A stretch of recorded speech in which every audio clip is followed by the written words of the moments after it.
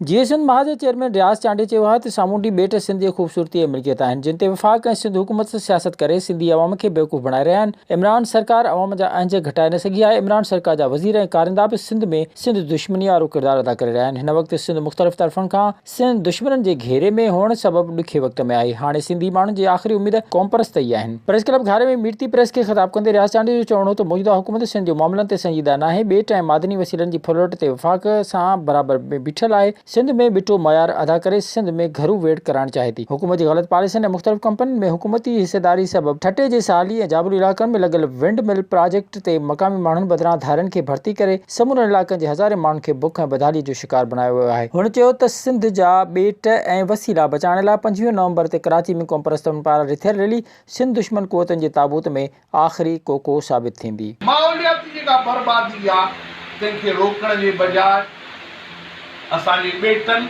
ऐं समुंड ते कब्ज़े जो ऑर्डिनेंस जारी कयो अथनि। सिंध सां ज़ुल्म इहो आहे त सिंध जे माण्हुनि मुतफ़िक़ा फ़ैसिलो ॾिनो आहे ऑर्डिनेंस क़बूल न आहे। मुल्क जो आइन चए थो त ऑर्डिनेंस गैर आइनी आहे। कानून चए थो त हीअ ऑर्डिनेंस गैर कानूनी आहे।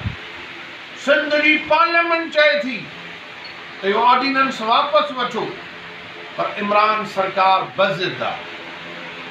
पीपी इक़्तिदार में हुजे, मुस्लिम लीग नून इक़्तिदार में हुजे, जनरल मुशर्रफ हुजे या इमरान ख़ान हुजे, सिंध लुटिजे ऐं फुरिजे पई, बर्बाद थिए पई। असांजे मुआशी बहितरी लाइ क़दम हुक्मरान नथा खणनि। विज़िट कयो अवामी आवाज़ मीडिया ग्रुप जी वेबसाइट awamiawaz.pk।